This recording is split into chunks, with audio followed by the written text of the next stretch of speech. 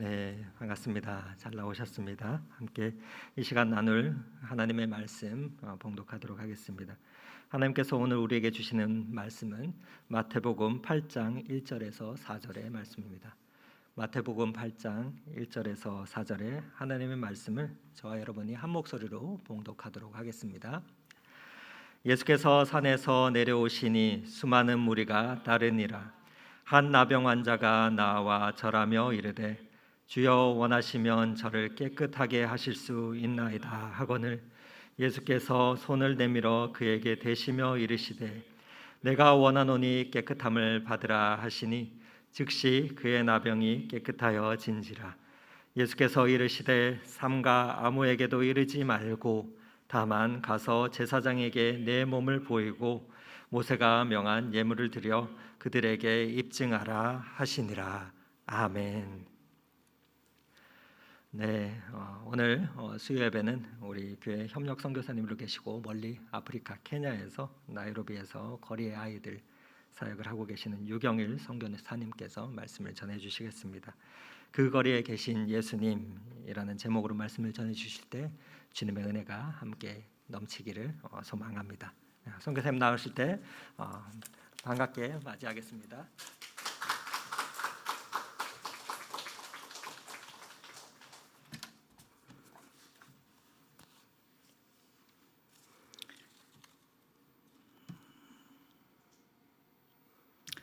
할렐루야, 여러분 반갑습니다. 유경일 선교사입니다.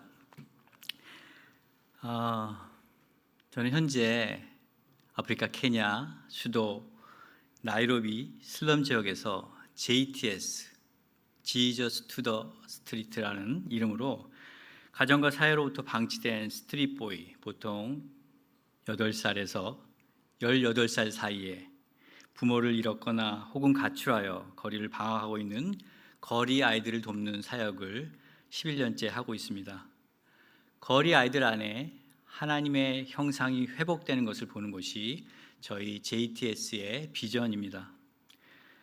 제 아내 유연희 선교사는 저희 아이들이 다니는 로즐린 아카데미라고 하는 학교에서 코리안 클래스 교사로 섬기고 있습니다.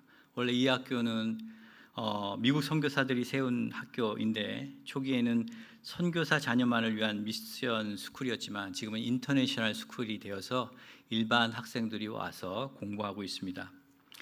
하지만 이 학교의 대부분의 교사는 세계 여러 각지에서 온 선교사들이고 이 학교의 운영진과 이사회는 선교적 마인드로 학교를 이끌고 있습니다. 이 안에 코리안 클래스는 원래 한국 선교사들의 자녀들을 위해 만들어진 클래스였는데 요즘은 세계 주류 문화가 된 K-팝, K-드라마, K-무비의 영향으로 많은 외국인 학생들이 신청해서 수업을 듣고 있습니다. 유연희 선교사는 6년째 이 학교에서 발런티어로 일하고 있습니다. 말씀을 전하기 전에 한번 질문을 드리고 싶습니다. 아프리카 케냐에 혹시 한 번이라도 다녀오신 분이 있으면 한번 잠깐 손을 한번 들어주실까요? 네. 세계화가 되었지만 여전히 아프리카는 먼 나라입니다. 오늘 한번 아프리카식으로 이 인사를 한번 나눠보겠습니다. 하바리제누. 여러분 안녕하세요. 이런 뜻이고요. 부아나스피에, 주님을 찬양합시다, 이런 뜻입니다. 이건 아시겠죠? 짬보. 이거 답변도 역시 짬보입니다. 짬보, 짬보 부아나, 하바리가니, 무주리사나, 와게니, 와카리비샤, 케냐예투, 하쿠나 마타타. 혹시 이 노래 들어보신 적 있나요? 그럼 이건 어떠세요? 바바예투예투예 은빙은예투예투 아미나 바바예투예투예 은지나라코. 혹시 이 노래 들어보셨나요? 이게 주기도문을 가사로 만든 노래입니다. 제가 앞서 불렀던 그 두 노래가 모두 케냐의 공식 언어 중에 하나인 스와힐리어입니다.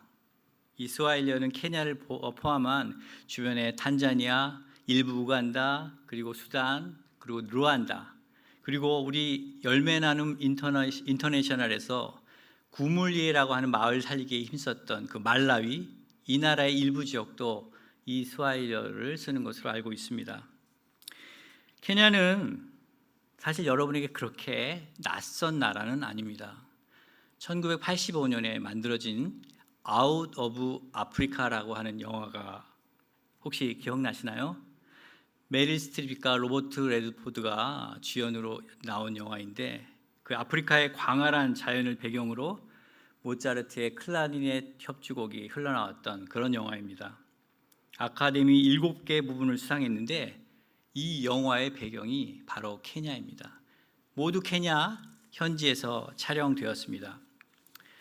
실화를 바탕으로 만들어진 영화라서 실제 여주 인공이 살던 집이 나이로비 케냐 카렌 지역의 박물관으로 남아 있습니다. 거대 제약회사의 음모를 담은 역시 실화를 바탕으로 찍은 영화 컨스탄틴 가드너라고 하는 영화도 케냐를 배경으로 하고 있습니다. 아프리카에 온 한 외국인 부부가 야생에서 버려진 어린 사자 새끼를 데려다가 키워 다시 야생으로 돌려보내는 이야기를 다룬 야생의 엘자라고 하는 배경도 케냐입니다. 나주 평야 빨바리 치와와 왜냐하면 라이온킹, 애니메이션 라이온킹에 나오는 배경도 케냐입니다. 케냐의 마사이마라, 헬스게이트, 삼부루, 암보셀리 여러 지역에서 정말 그 영화 제작자들이 많은 시간을 보내면서 동물을 관찰하고 만들어진 영화가 이 애니메이션 라이온 킹입니다. 그런데 신기하게도 이 노래의 그 서클 오브 라이프의 이 인트로 부분, 제가 우습게 불렀던 이 노래의 앞부분은 스와힐리어가 아니라 남부 아프리카에서 사용하는 줄루어로 만들어졌습니다. 나주평야 발발이 치어와, 이게 사자가 오고 있어요 아버지라고 하는 뜻입니다. 그래서 제가 원래 줄루어로 제대로 부를 수가 없는 거죠. 반면 바바예투, 주기동물로 만들어진 바바예투는 남아공에 있는 가스펠 합창단인 소웨토 가스펠 합창단이 불렀는데 줄루어로 부르지 않고 이 케냐의 스와힐리어로 불렀습니다. 그래서 바바예투라고 하는 뜻은 우리의 하나님이라는 뜻입니다. 재밌죠? 제가 어렸을 때 매일 저녁마다 동물의 왕국이라고 하는 프로그램이 있었습니다. 지금도 있는지 모르겠는데요. 세계의 여러 지역의 동물과 자연을 보여줬었죠. 우리가 알고 있는 대표적인 동물, 사자, 코끼리, 기린, 코뿔소, 얼룩말들, 이런 것들을 보여줬는데 이 동물들의 주무대가 되는 마사이마라, 세렝게티가 바로 케냐에 있습니다. 마사이마라는 케냐에 있고 그 아래 바로 탄자니아의 세렝게티라고 하는 국립공원이 있습니다. 이 두 개의 큰 국립공원을 가로지르는 마라강을 사이에 두고 동물들은 자유롭게 우기와 건기에 따라서 이동을 합니다. 서구 열강에 의해서 임의대로 국경이 정해졌지만 동물들에게는 국경이 없습니다. 그들은 자유롭게 왕래합니다. 그래서 그레이트 마이그레이션이라고 하는 수십만 마리의 누우떼가 마라강을 건너는 장관을 연출하는데 그것을 보기 위해서 세계 많은 사람들이 관광을 오는 나라가 케냐입니다. 여러분이 동물의 왕국을 한 번이라도 신청하신 적이 있다면 케냐 땅을 간접적으로 경험하신 것입니다. 또 앞서 언급했던 노래와 영화들 중에 하나를 듣거나 보셨다면 아프리카 문화를, 특별히 케냐의 문화를 체험하신 것입니다. 그리고 무엇보다도 우리 높은 뜻 덕소교회의 협력 선교사인 고은민 선교사님과 제가 케냐에 있습니다. 이렇듯 케냐는 대표적인 사바나 기후로 동물들에게 최상의 낙원을 선사하는 동물의 왕국입니다. 그래서 케냐의 관광업은 농업 다음으로 주산업으로 많은 외화를 관광업으로 케냐는 벌고 있습니다. 2년 전에 코로나로 인해 시작된 나라 간의 봉쇄령은 케냐의 경제를 아주 힘들게 했습니다. 서민들의 삶도 역시 힘들어졌죠. 많은 아프리카의 나라들이 그러하듯이 케냐의 빈부의 격차는 매우 심합니다. 말 그대로 빈익빈 부익부입니다. 케냐의 부자들은 우리가 상상하는 것 이상으로 부자입니다. 저의 막내딸 친구가 케냐 친구가 하나 있는데요. 어느 날 제 딸을 생일 파티에 초대해서 제가 차로 데려다 준 적이 있습니다. 친구의 아빠가 텔레비전에 나오는 유명한 셀럽이라고 하더군요. 알려준 주소를 통해 도착한 집 앞에서 인터폰을 통해 자동문을 통과하고 차로 100m를 달려서 또 다른 철문을 통과한 후 들어간 저택에는 와인바를 낀 커다란 풀장과 각종 헬스기구를 구비한 헬스장이 집안 내부에 있었습니다. 그날 생일 파티를 위해서 10명이 넘는 전문 요리사들이 출장을 와서 음식을 준비하고 있었습니다. 커다란 주차장에는 고가의 자동차가 10대 정도 주차되어 있었습니다. 나중에 들어보니까 그 집 아빠는 요일별로 다른 차를 타고 다닌다고 합니다. 케냐에 그런 부자가 있습니다. 그래서 이런 말이 있습니다. 아프리카 부자는 미국 부자보다 더 부자다. 아프리카 부자는 미국 부자보다 더 부자다. 반면 이런 말도 있죠. 아프리카 거지는 미국 거지보다 더 비참하다. 이해되시죠? 아프리카에서의 가난은 우리의 상상을 초월합니다.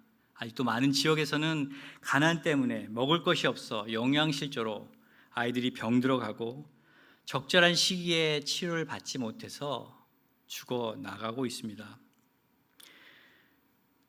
이런 가난한 선교지에서 현지인들이, 저의 경우에는 거리의 아이들이 저에게 접근하는 동기를 크게 세 가지로 분류해 볼 수 있습니다. 첫 번째 동기는 필요에 따른 접근입니다.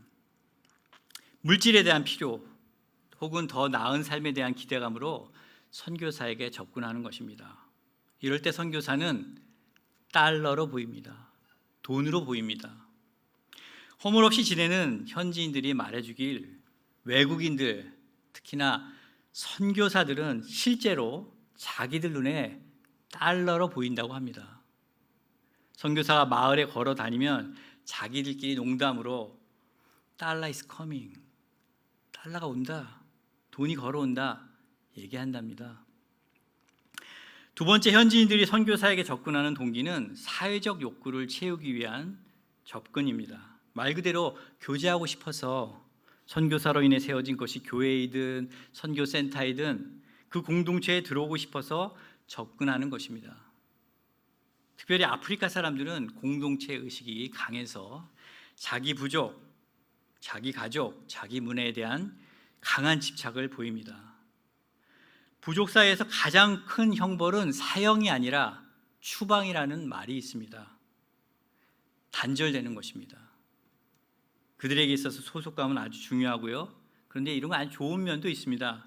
한 가지 예로 아프리카 사람들은 일부이지만 가난하고 힘들게 살아도 자기 형제나 누이가 죽으면 그 자식들을 돌봅니다. 돌보는 것을 넘어서 자기 자식처럼 여기고 다른 친자식들과 똑같이 그들로 하여금 부모라고 부르게 합니다. 진짜 엄마 아빠가 되는 것이죠. 단순히 도와주는 정도에서 그치지 않습니다. 한 가족으로 품어줍니다.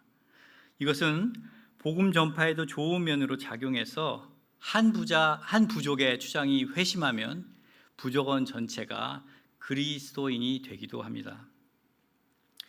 마지막으로 현지인들이 선교사에게 접근한 동기는 인간 본연에 있는 영적인 관심 그리고 진리에 대한 갈망으로 선교사에게 접근하는 것입니다. 사실 선교사의 관심은 여기에 있습니다. 선교사가 제일 바라는 접근이죠. 그거 하려고 그곳에 가 있는 것입니다. 복음 전파, 영혼 구원. 하지만 안타깝게도 선교지에서 선교사에게 접근하는 현지인들 90% 이상은 첫 번째 동기, 자신들의 필요를 채우기 위한 접근, 즉 이기적인 이유에서 선교사들에게 접근합니다. 선교사 이퀄 달러. 그들은 끝없이 요구합니다. 몇 번 만나 눈 인사라도 할 사이가 되면 그들은 다가옵니다. 배고프다. 점심값을 달라. 아니면 음료수라도 사달라고 합니다. 콜라, 판타, 사이다 같은 그런 음료수들을 통칭해서 소다라고 부르는데 소다 사달라고 합니다. 이제 소다 사달라고 하는 이 표시인데요. 워낙 소다를 좋아해서 케냐에는 소다 컨츄리라고 하는 오명이 붙기도 했습니다. 그런데 막상 아프리카에 살다 보니까 소다가 땡기기도 합니다. 뜨거운 태양볕에 있다 보면 갈증도 나고 혈당도 딸리는데 그때 마시는 시원한 콜라는 정말 맛있습니다. 저도 많이 마시게 됐죠. 한국에 있을 때는 콜라 사이다를 마시는 일이 거의 없었는데 그곳에 가면 콜라 사이다가 땡깁니다. 요즘은 건강을 위해서 자제하고 있는데 차비가 없어 집을 못 가고 있다. 차비를 보태달라. 이런 것들은 오히려 애교스럽습니다. 뜬금없이 다가와서 자기 형님이 아프다. 병원비를 보태달라. 아는 사람이냐고요? 전혀 모르는 사람 이야기입니다. 이웃집에 살고 있는 현지인이 와서는 자기 친척이 죽었는데 장례 치를 비용을 도와달라고 합니다. 그리고는 하람베 종이를 내밉니다. 아프리카에는 하람베라고 하는 문화가 있습니다. 결혼이나 장례 또는 집을 사거나 차를 구입할 때와 같은 큰 목돈이 들어갈 일이 생기면 주변 이웃이나 친척들에게 도움을 요청하는 것입니다. 미리 종이에 도움을 요청한 이들의 이름을 적고 그 옆란에 액수를 적게 합니다. 나중에 예식이나 큰 행사를 칠 때 서로 도와주는 것입니다. 좋은 취지에서 시작되는 문화죠. 옛날 우리나라의 농번기에 노동력을 서로 교환하면서 공동으로 도와줬던 품앗이, 두레와 같은 제도, 그리고 우리나라의 결혼식과 장례식의 부주 문화 같은 문화죠. 그런데 이 하람베 문화는 케냐에서는 도가 지나쳤습니다. 자기 돈으로 무엇을 하는 사람은 바보라는 말이 나올 정도로 모든 돈이 들어가는 일에 하람베를 하는 것입니다. 한 예로 제가 섬기던 시골의 한 교회 장로님은 이미 농사를 크게 짓는 그 지역에 유지셨는데 더 농사를 크게 지으려고 땅을 구입할 계획을 세우고 그 비용 마련을 위해 교인들에게 하람베를 들이대는 것입니다. 그것도 예배 중에 하람베를 합니다. 그런 하람베 문화 속에서 현지인들은 조금만 친해지면 선교사들에게 하람베를 들이댑니다. 노트북이 필요하다. 노트북이 필요하다. 그래서 하람베를 하고 있다. 너 얼마 적을래?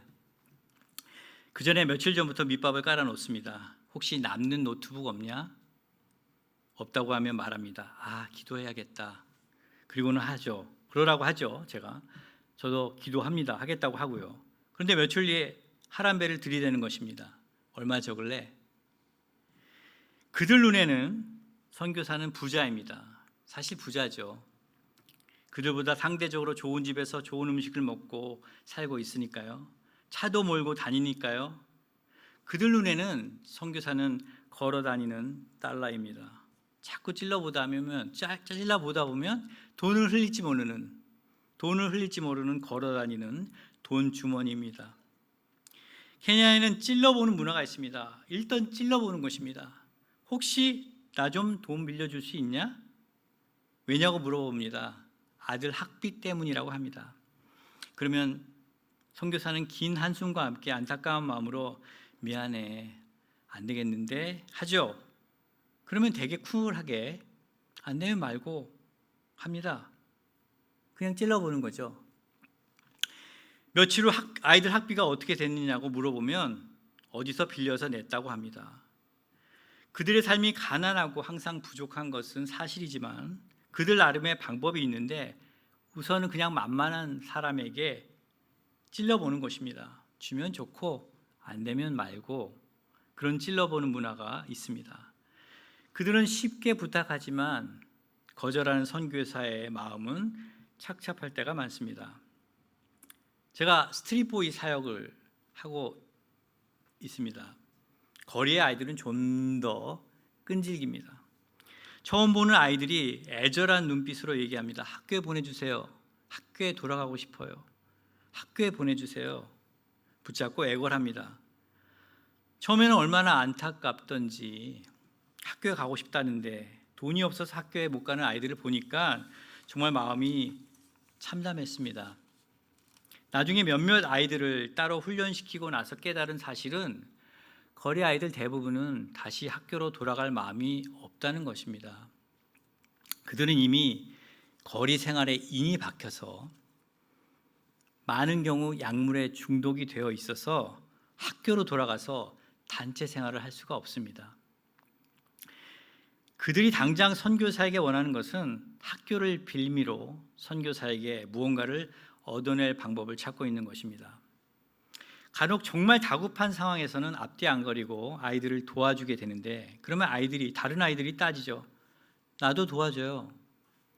쟤는 되는데 난 왜 안 돼요? 당신은 부자잖아. 심지어 영악한 아이들은 대놓고 이렇게 말합니다. 당신 우리 때문에 돈 벌잖아. 그럴 때 허탈감에 빠집니다. 너 우리 때문에 돈 받잖아. 현지인들은 선교사를 너무 잘합니다.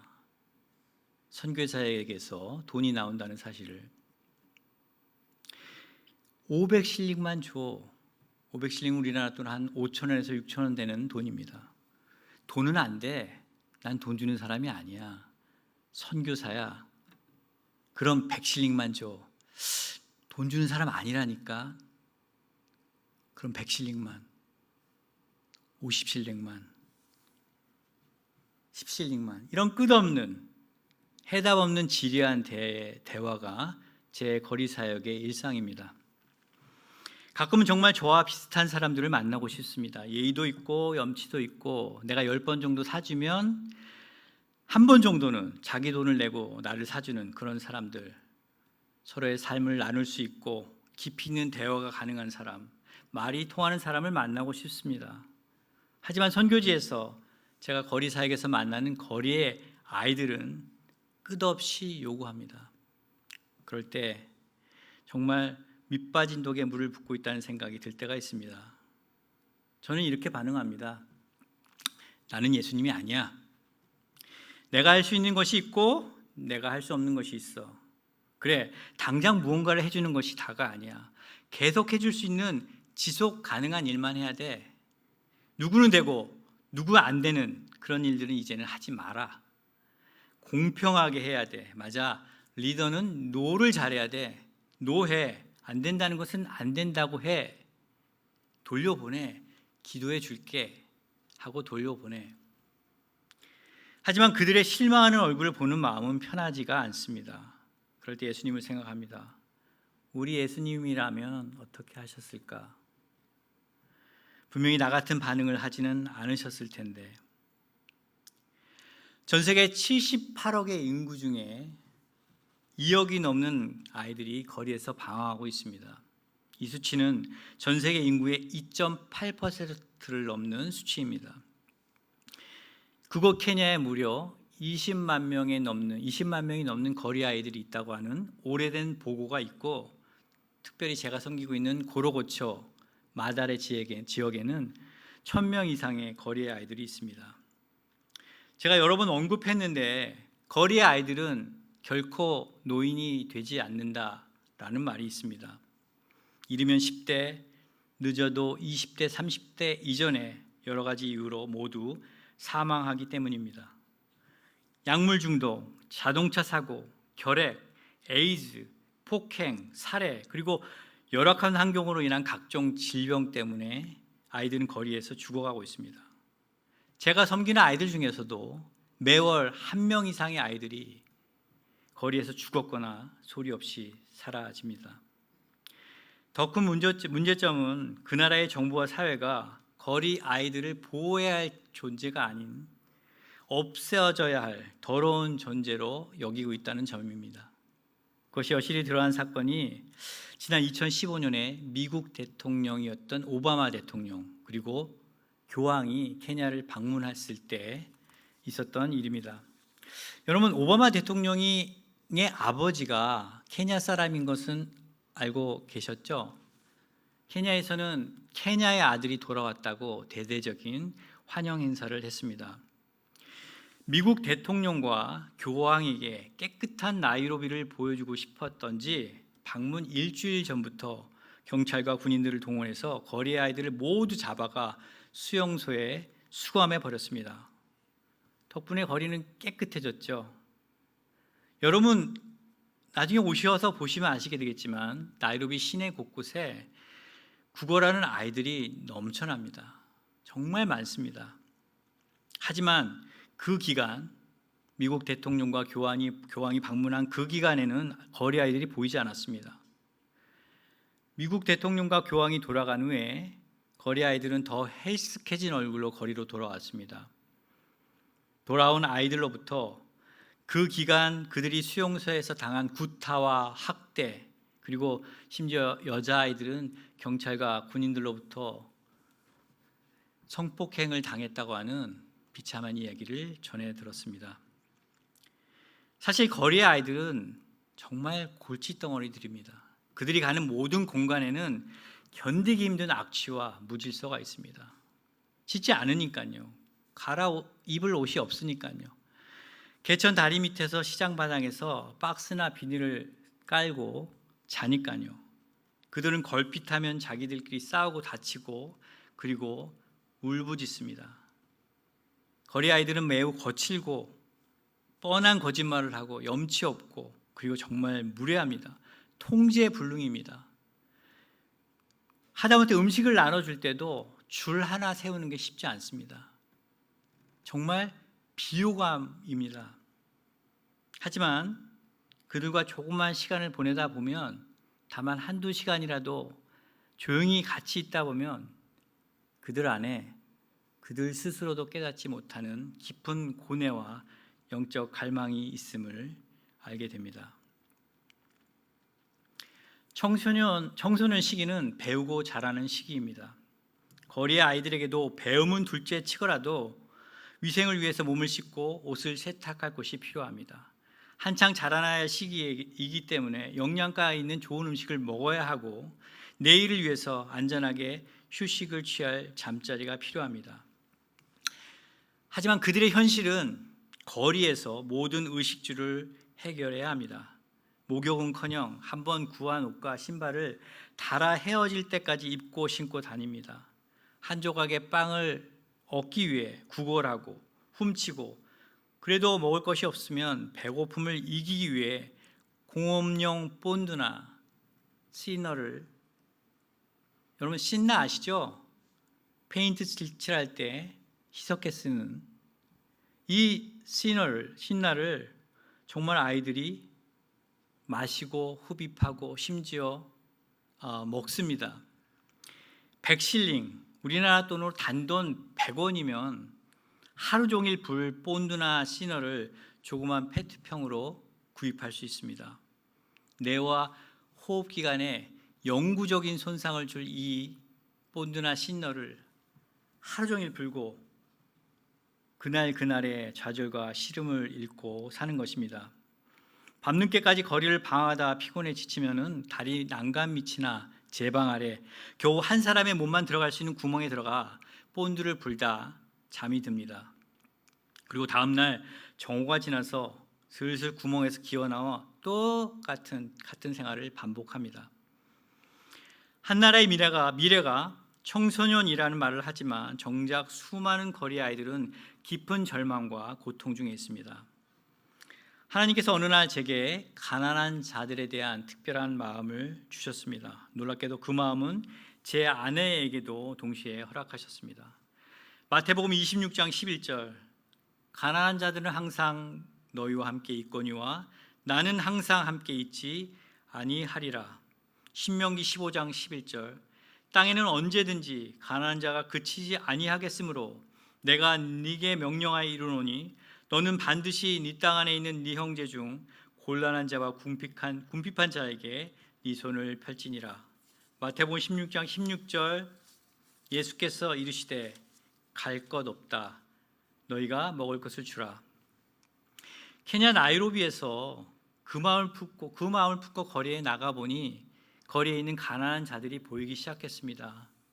거지와 구걸하는 장애인들, 농마주의, 그리고 거리의 아이들, 아내와 의논했습니다. 우리의 것을 나누자. 그 즉시 우리가 쓰지 않는 옷가지 물건들을 정리해서 가난한 사람들과 이웃들에게 나누기 시작했습니다. 아이들이 크면 사용하려고 컨테이너에 실어왔던 침대 매트릭스, 여벌로 가지고 있던 기타, 창고에 있던 옷장 등을 필요한 선교사들과 이웃들에게 모두 무료로 나눠줬습니다. 그리고 음식 꾸러미, 우갈리, 그리고 수쿠마, 나물 무침, 나물 반찬, 그리고 생수 한 병을 하나의 플라스틱 컨테이너에 싣고 거리로 나가서 가난한 사람들에게 나누기 시작했습니다. 처음엔 10개, 그 다음엔 20개, 그렇게 해서 나중에는 200개의 음식 꾸러미를 들고 무작정 거리에 나가서 가난한 사람들, 특별히 거리 아이들에게 음식을 나눠주게 되었습니다. 그것이 지금의 JTS 거리 사역을 하게 된 계기입니다. 수없이 지나다닌 거리였지만 이전에는 그들을 보지 못했습니다. 하지만 하나님의 마음, 가난한 자들에 대한 특별한 마음을 가지고 거리로 나갔을 때 이전에 보이지 않았던 아이들이 보이기 시작했습니다. 너무나 많은 거리의 아이들, 시내 어디에서나 구걸하는 거리 아이들을 쉽게 볼 수 있습니다. 처음에는 음식을 나눠주고 먹는 것을 보는 것만으로도 기뻤지만 거기에 만족할 수 없었습니다. 거리 아이들을 깊이 있게 만나기 시작했습니다. 그들이 지내는 곳을 찾아갔습니다. 그들을 도울 실질적인 일들을 찾기 시작했습니다. 음식을 먹으며 그들의 필요를 들었습니다. 당장 해결해 줄 수는 없었지만 마음으로 경청했고 들으면서 기도했습니다. 주님만이 도우실 수 있습니다. 주님만이 이들을 도우실 수 있습니다. 찬양을 하고 아이들과 말씀을 나눴습니다. 축구공을 가져가서 공터에서 함께 운동했습니다. 그 후로 7년 전부터 나이로비 외곽 지역에 조그마한 땅을 임대하여 양철판으로 임시 건물을 짓고 거리 아이들을 위한 센터 운영을 시작했습니다. 지금의 JTS 센터가 생긴 것이죠. 거리 아이들을 위한 쉼터입니다. 사진을 한번 보여주시겠어요?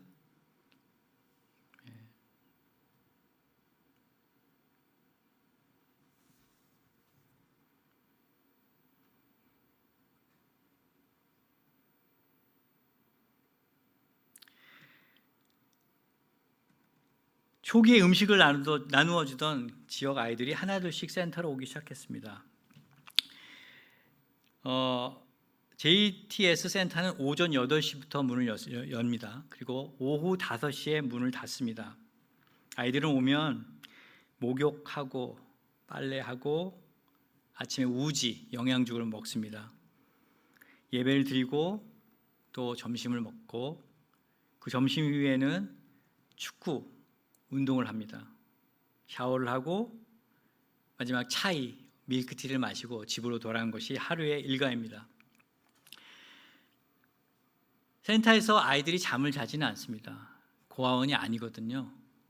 아이들이 처음에는 잠을 재워달라고 하지만 아이들이 원하는 것은 고아원이 아닙니다. 재워주고 나면 며칠 후에 아이들은 답답해서 사라집니다. 그들은 규율과 제재를 견디지 못합니다. 아이들이 지내는 슬럼 지역에서 센터까지는 4에서 5km 정도 되는 거리를 걸어서 와야 하는 거리입니다. 아이들 대부분 오전에 센터에 오는데 아이들이 오전 중에 센터에 왔다고 하는 것은 그 전날 밤에 본드를 불지 않았다고 하는 증거입니다. 본드나 신너를 불고 잤다면 아침에 일어나지 못했을 것이고 오후 늦게 일어나서 1시간도 넘게 걸리는 센터에 오지 못했을 것입니다. 저희 센터는 5시에 문을 닫거든요. 오는데 1시간에서 2시간이 걸립니다. 저희 센터에 오기 위해서는 일찍 자야 합니다. 센터에 오는 많은 아이들이 점점 본드와 신너를 불지 않게 되었습니다. 센터에서는 매일 점심시간 이후에 아이들과 축구를 합니다. 보통 2시간에서 3시간 심하게 운동합니다. 운동을 심하게 시키는 것은 기본적으로는 아이들의 건강을 위해서이지만 부차적인 이유는 아이들을 피곤하게 만드는 것입니다. 비록 센터에서 재워주지는 못하지만 낮에 센터에서 열심히 운동하고 자기들이 지내는 곳으로 돌아가 많이 피곤해졌으니까 그날만큼은 딴짓하지 않고 본드 불지 않고 일찍 자고 다음날 일찍 일어나서 센터에 오기를 바라는 의도로 심하게 운동시키는 것입니다. 처음에는 축구공 하나면 되었었죠. 나중에 보니까 골대도 필요하고 운동복도 필요해졌습니다. 운동하는 옷을 샤워한 후에 그대로 다시 입을 수 없으니까요. 축구화도 필요해졌습니다. 거리에서 만나는 아이들은 처음에 돈을 달라고 돈이 없다고 하면 음식을 달라고 합니다. 매일 음식을 주다 보면 아이들이 이제는 학교에 보내달라고 합니다. 애절한 눈빛으로 학교를 보내달라고 하는 아이들을 보고 있는 것은 안타깝고 정말 불쌍한 마음이 가슴에서 이렇게 솟구쳐 올라왔는데요. 그들은 이미 거리 생활에 인이 바뀌어서 단체 생활을 할 수가 없습니다. 교실에서 한자리에 가만히 앉아 있을 수도 없고요. 매일매일의 그 정해진 규율을 지킬 수가 없습니다. 그들은 기본적인 인성과 예절을 배워야 할 시기를 놓쳤기 때문입니다. 그럼에도 불구하고 저희 센터의 몇몇 아이들은 실제로 거리 생활을 청산하고 학교로 돌아가서 다시 공부하고 있습니다. 센터에 오는 아이들을 1, 2년 동안 지켜보다 보면 아이들 중에 변화의 조짐이 보이는 아이가 있습니다. 하나님이 이렇게 터치하시는 것이 보입니다. 그 아이들 스스로 더 이상 이렇게 살면 안 되겠다고 결심하고 제게 와서는 말합니다. 다시 시작할 수 있게 도와달라고. 그들의 눈빛은 다른 아이들과 다릅니다. 저는 하나님께서 그들을 도우고 계시다고 믿습니다.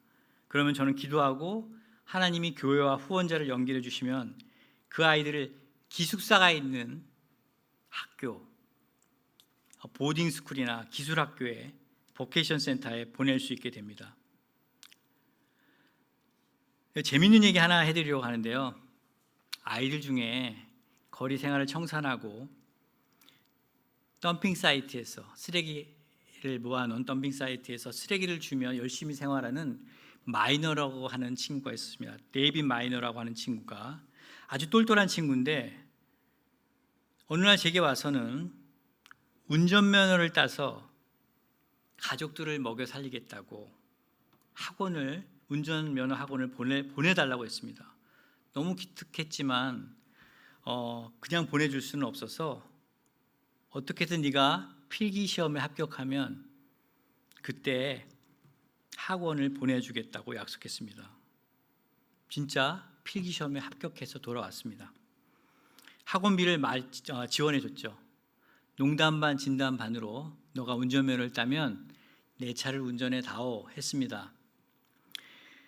이 마이너는 한동안 별말 없더니 몇 개월이 지나 진짜 운전면허증을 가지고 왔습니다. 솔직히 별 기대를 하지 않았는데 합격을 하고 운전면허증을 가지고 온 것이죠. 그리고는 자기가 운전면허 시험장에서 실기시험을 보는 영상을 저에게 보내주었습니다. 이 영상입니다.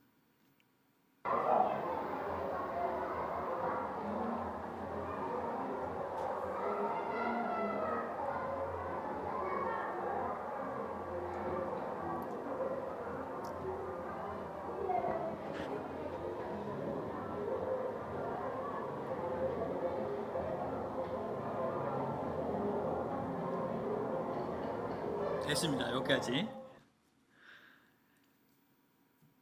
여기가 운전면허 시험장입니다. 모용 장난감 자동차로 실기시험, 주행시험을 치른 것입니다. 합격을 해서 운전면허를 받은 것이죠. 케냐의 운전면허 시험장입니다. 제가 케냐로 돌아가면 마이너는 제 차를 운전해 보겠다고 졸라댈 것입니다. 어떻게 하겠습니까? 약속을 했으니 목숨을 걸고 마이너에게 운전대를 한번 맡겨볼라 합니다. 기숙학교나 기술학교는 보딩스쿨이기 때문에 아이들을 거리에서 구출하는 아주 좋은 방법입니다. 학교에 다니는 그 기간에는 아이들의 기본적인 의식주가 해결되고 적어도 아이들에게 미래에 대한 소망이 생기기 때문입니다. 그렇다고 그것이 단지 아이들이 원한다고, 돈이 있다고, 재정이 허락된다고 되는 것도 아닙니다. 하나님이 허락해 주셔야만 되는 사역입니다.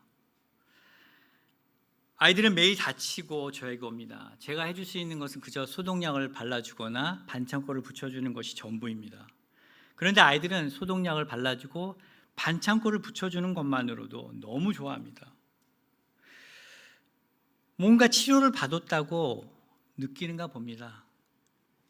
이미 말라 비틀어져서 다 나은 상처를 들이대고 약을 발라달라고, 반창고를 붙여달라고 합니다. 큰돈 드는 일이 아니기 때문에 단기팀이 주고 간 반창고와 소독약을 쩍쩍 갈라져 버려 말라 비틀어진 살에 붙여줍니다. 그리고 발라줍니다. 이런 반복되는 단조로운 일상에 단기 선교팀의 방문은 아이들에게 큰 격려와 위로가 됩니다. 제가 센터에 처음 오는 아이들에게 머리를 쓰다듬어 주고 싶어서 이렇게 가면 대부분의 아이들은 소스라치게 놀라서 뒤로 물러납니다. 왜요? 때릴까 봐. 또 맞을까 봐 그러는 거죠. 이후에도 한참 동안 계속되다가 나중에는 알게 됩니다. 아, 이 사람이 날 때리려고 하는 게 아니구나. 이 사람이 날 좋아하는구나. 시간이 걸립니다. 아주 나중에 저에게 머리를 들이대죠. 거리 아이들은 단기 선교팀이 센터를 방문하면 처음에는 너무 신기해합니다.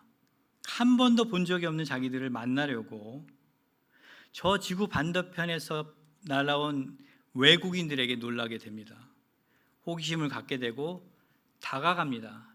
그리고 결국 나중에 선교팀원들을 좋아하게 됩니다. 그 짧은 시간에 그냥 그 아이들을 안아주고 놀아주고 그 아이들과 함께 시간을 보내주는 것만으로도 거리 아이들에게 놀라운 치유가 시작됩니다. 마땅히 받아야 할 돌봄과 사랑을 받지 못한 아이들, 정신적, 육체적 폭행을 당하며 계속된 거절감을 느끼며 살아온 거리 아이들은 단기 선교팀을 통해서 하나님의 사랑을 느끼게 됩니다. 우리가 그렇게 가치 없는 존재만은 아니구나. 우리도 사랑받는 특별한 사람이 될 수 있구나를 단기 선교팀의 미소와 친절로 깨달아 갑니다. 코로나로 몇 년째 해외 단기 선교의 길이 막혀 있습니다. 우리 JTS 거리 아이들은 자기들을 방문했던 단기 선교팀들을 아직도 그리워하고 있습니다. 몇 년이 지난 지금도 아직도 그 형, 누나들을 그리워합니다. 미스터 김 집사님을, 엘더 박 장로님을, 그리고 마마 그레이스 이권사님에게 안부를 전해달라고 저에게 매일매일 요청합니다. 내년에 단기 선교의 길이 열리면 여러분 꼭 오셔서 우리 아이들 많이 사랑해 주시기 바랍니다. 청년들은 아이들과 몸으로 놀아주면 됩니다. 어르신들은 아빠와 엄마의 마음으로 아이들을 안아주시면 됩니다. 그것으로 충분합니다. 그들이 하나님의 형상을 가진 소중한 존재들이라는 것을 알게 해주십시오. 예수님이라면 어떻게 하셨을까? 예수님은 당신에게 오는 이들을 뿌리치지 않으셨습니다. 어떤 동기에서건 그들의 어떤 요구에도 거절하지 않으셨습니다. 소외된 자들, 천대받는 자들, 힘없고 병들어 버려진 자들, 곧 세리와 창녀, 소경과 나병 환자들, 고아와 가부, 그리고 죄인들의 친구가 되어 주셨습니다. 오늘 본문 마태복음 8장에 보면 한 나병 환자를 고쳐주신 이야기가 나옵니다. 예수께서 산에서 내려오시니 수많은 무리가 따르니라. 한 나병 환자가 나와 절하며 이르되 주여 원하시면 저를 깨끗하게 하실 수 있나이다 하거늘 예수께서 손을 내밀어 그에게 대시며 이르시되 내가 원하노니 깨끗함을 받으라 하시니 즉시 그의 나병이 깨끗하여진지라. 예수께서 이르시되 삼가 아무에게도 이르지 말고 다만 가서 제사장에게 내 몸을 보이고 모세가 명한 예물을 드려 그들에게 입증하라 하시니라. 그는 자기를 깨끗하게 낫게 해달라고 예수님께 요청합니다. 예수님은 그를 치유하시죠. 하지만 예수님은 거기에서 멈추지 않으셨습니다. 4절에 가서 제사장에게 내 몸을 보이고 모세가 명한 예물을 드려 그들에게 입증하라. 예수님께서는 나병 환자의 1차적인 요구를 해결해 주셨을 뿐만 아니라 여러분, 당시 나병 환자는 저주받은 사람들이었습니다. 가족에게서 떠나야 했고요. 공동체에서 추방을 당했습니다. 병이 나았다고 해도 증거가 있어야 됐습니다. 제사장에 가서 병이 나았다는 것을 확인받고 예물 드려 정결 예식을 거쳐야만 병이 나은 것으로 확정되었습니다. 예수님께서는 나병 환자의 병을 고쳐주셨을 뿐만 아니라 그 자신도 깨닫지 못하고 있는 영적 갈망, 즉 하나님의 형상이 회복되길 원하셨습니다. 단순한 요구를 들어주셨을 뿐만 아니라 그가 진리, 창조의 원형으로 나아가게 하셨습니다. 그가 속한 공동체로 다시 돌아가 그가 전인적인 회복을 할 수 있도록 이끌어 주셨습니다. 우리 예수님이라면 거리 아이들의 요구, 거리 아이들의 잘못, 거리 아이들의 거짓말을 참으실 수 있습니다. 예수님이라면 그 거리에 가셔서 그들을 품으셨을 것이고 도우셨을 것입니다. 그리고 그들을 살리셨을 것입니다. 저는 매일 주님의 마음으로 주님의 마음을 구하고 주님의 시선으로 거리 아이들을 보려고 노력하고 있습니다. 어느 날 한 제자가 이렇게 말하더군요. 목사님, 저 돈 많이 벌어서 목사님 후원 많이 해드릴게요. 그동안은 기도만 할게요. 원래는 제가 후원 얘기 안 하는데 아끼는 제자이기에 이렇게 말했습니다. 돈 많이 필요 없다. 매월 10,000원씩만 후원해라. 그 제자가 말했습니다. 어떻게 10,000원만 해요? 제가 그랬습니다. 돈으로 선교하는 거 아니다. 네 마음과 기도가 나에게 큰 힘이 된다. 하지만 너 기도하는 거 확인할 길이 없으니 매월 10,000원씩 후원해라. 높은트 승희교회에서 높은트 승희교회부터 높은트 정의교회까지 5년간 몽골 예배를 섬겼었습니다. 한국의 근로자나 학생으로 와 있는 몽골 분들이었죠. 선교를 떠나기 전 몽골 예배에 마지막으로 인사하러 갔을 때 예배 후에 한 몽골 교우가 제게 작은 봉투를 내밀었습니다. 뭐냐고 물었더니 목사님 선교 가시는데 나 이것밖에 못해요 하고 부끄러워하면서 제 가방에 봉투를 밀어 넣었습니다.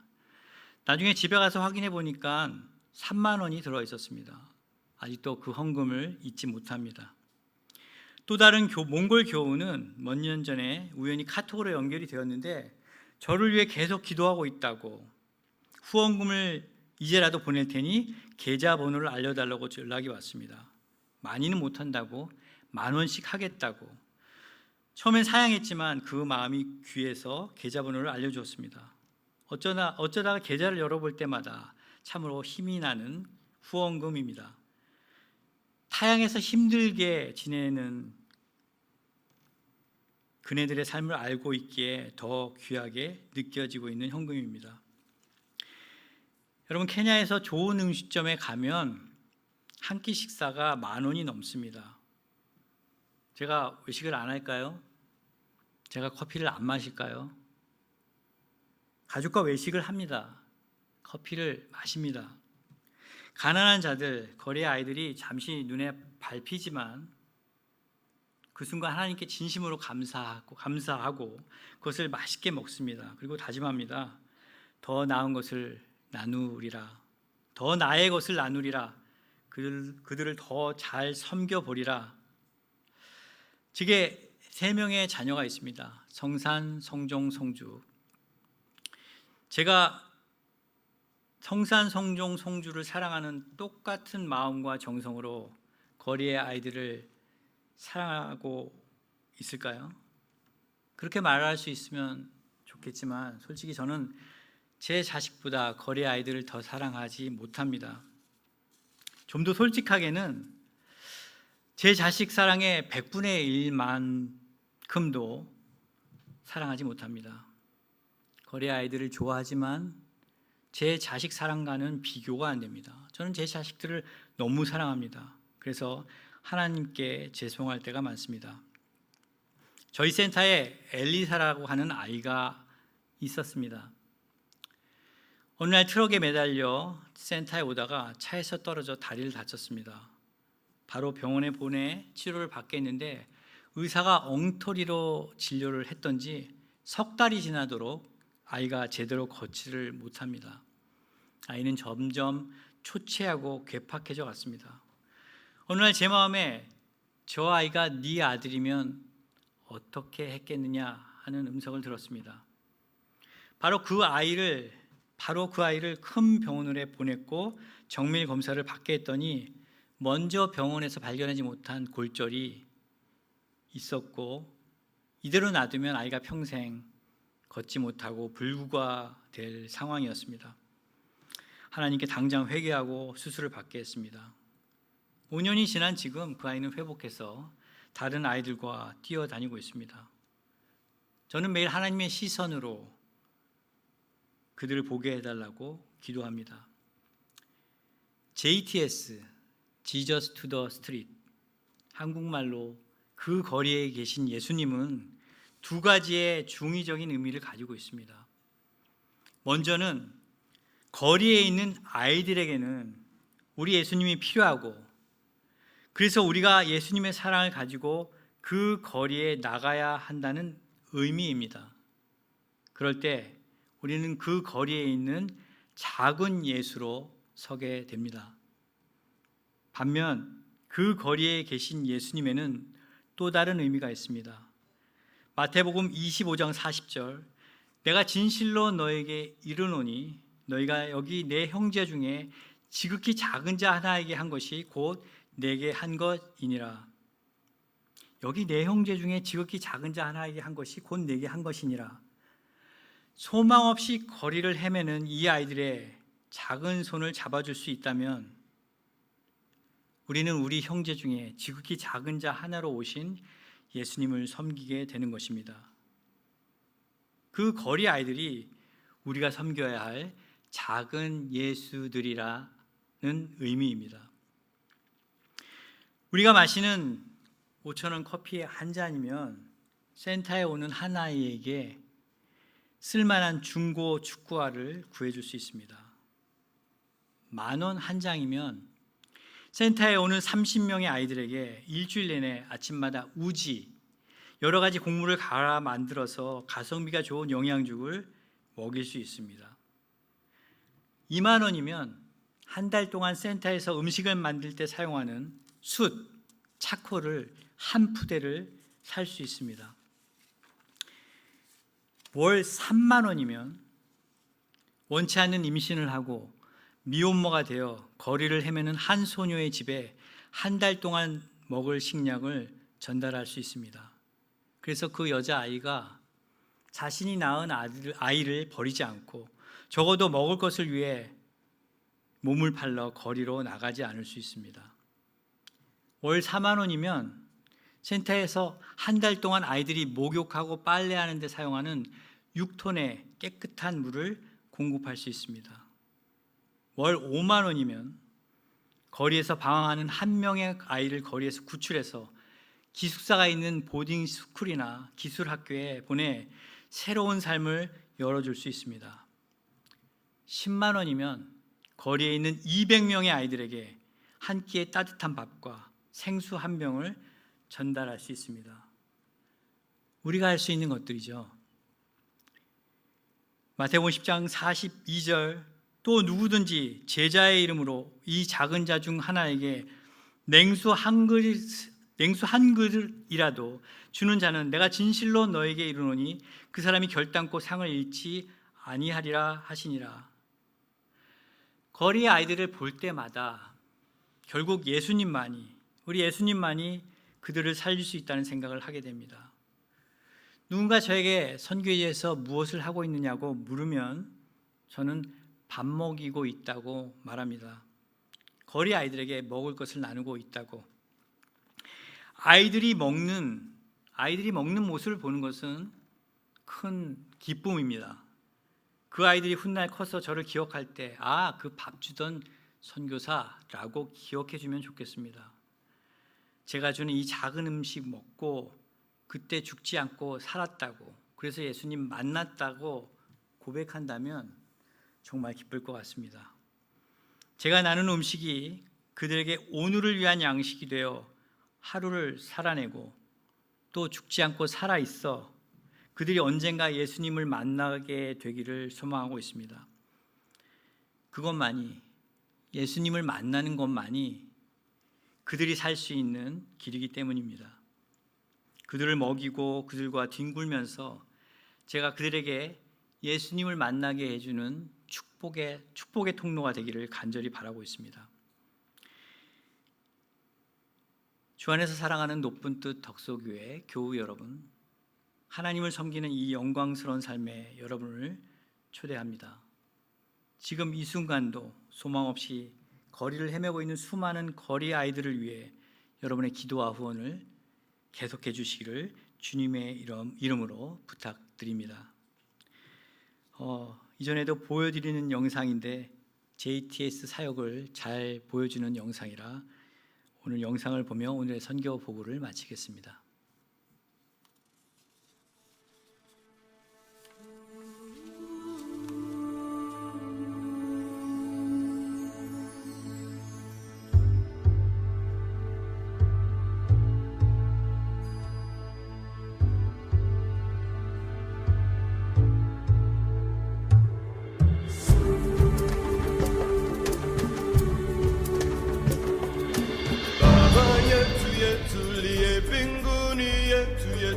Amina baba yetu yetu liye kunjina lako litukuzwe. Baba yetu liye mbinguni yetu amina baba yetu liye kunjina lako litukuzwe.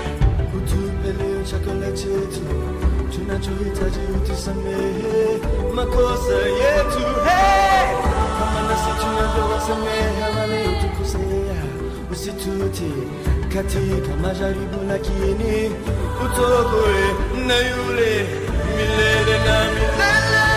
Baba yetu liye mbinguni yetu amina baba yetu liye kunjina lako litukuzwe. Baba yetu liye mbinguni yetu amina baba yetu liye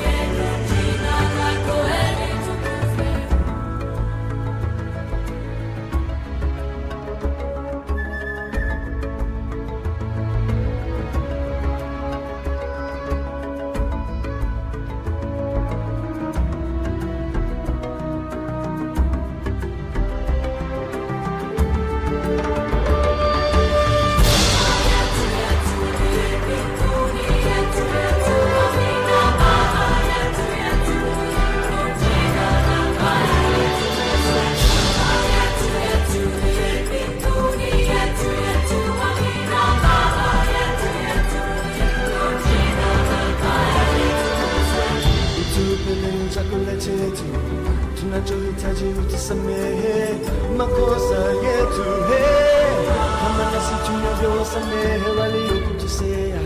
Usituti katika majaribu, lakini utuokoe na yule Simoni milele.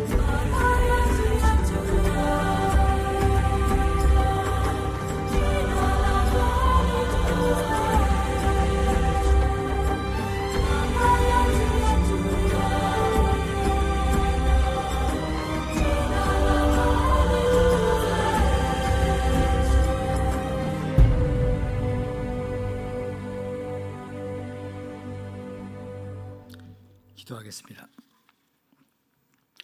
하늘과 땅과 그 가운데 모든 것의 주인 되신 하나님 아버지, 영광과 존귀를 아버지 하나님께 올려드립니다. 오늘 이 부족한 자가 혹여 말로 당신의 영광을 가렸다면 용서하여 주시고, 오직 필요한 말씀으로 사랑하는 교우들을 채워 주시옵소서.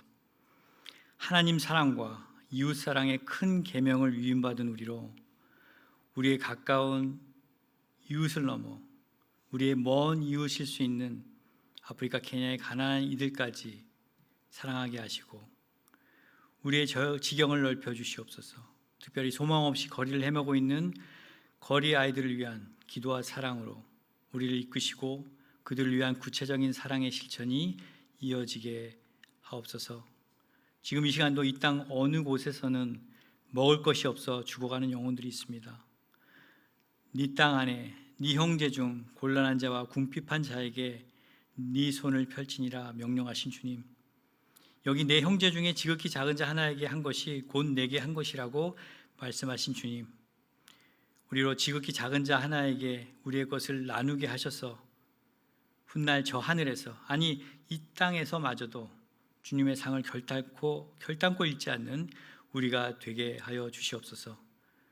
우리를 위해 죽으시고 다시 부활하시어 우리의 구원자 되신 예수 그리스도의 이름으로 기도드립니다.